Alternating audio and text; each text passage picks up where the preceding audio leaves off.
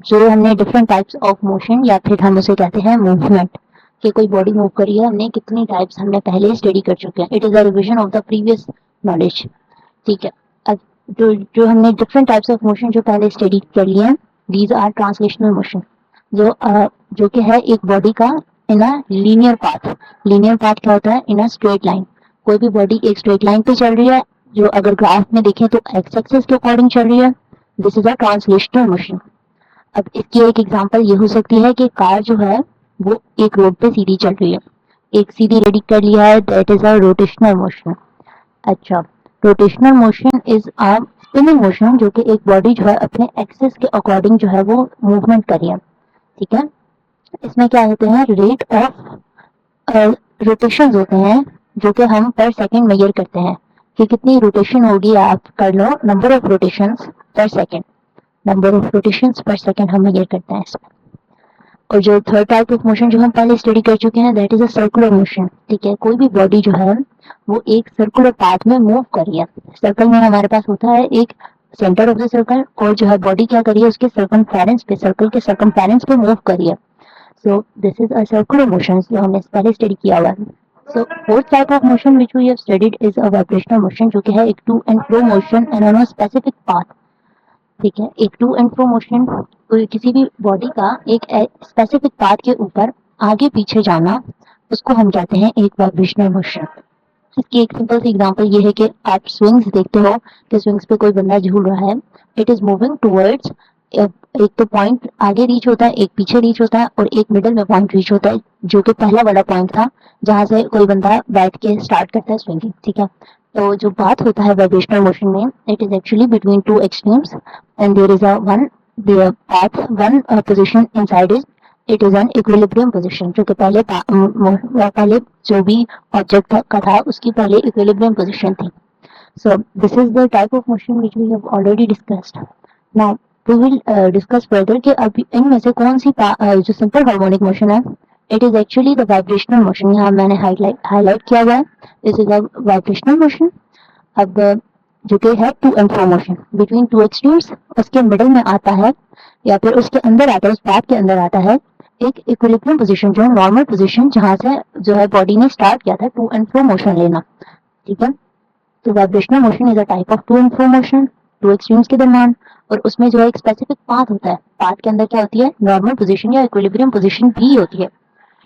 अब अब हम जाते हैं सिंपल हार्मोनिक मोशन की डेफिनेशन के अंदर कि व्हाट लेट्स स्टडी फर्दर कि इसमें क्या क्या पैरामीटर्स इन्वॉल्व होते हैं. सिंपल हार्मोनिक मोशन अभी हमने स्टडी किया. What is the type of motion? It is the vibrational type of motion.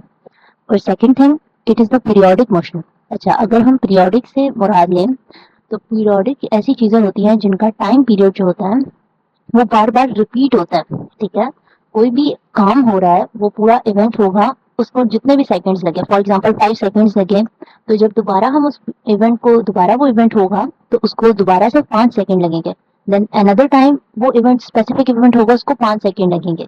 ठीक है. तो टाइम पीरियड उस इवेंट का कभी चेंज नहीं हुआ, वो all the time it is remaining the 5 seconds. तो ये एक हमारे पास एक ऐसा इवेंट है जो पीरियोडिक है. ठीक है.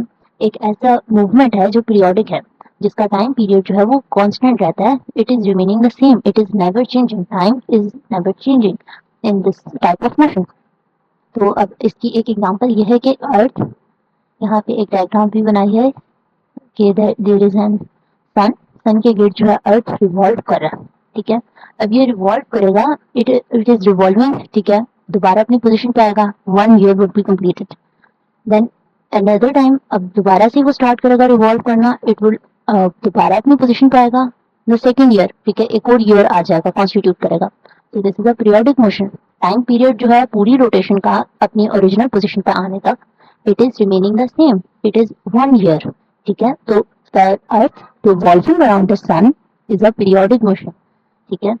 और इसी कॉन्टेक्स्ट में हमारे पास simple harmonic motion is also a periodic motion. The time period on the all of the simple harmonic motion remains constant, it never changes.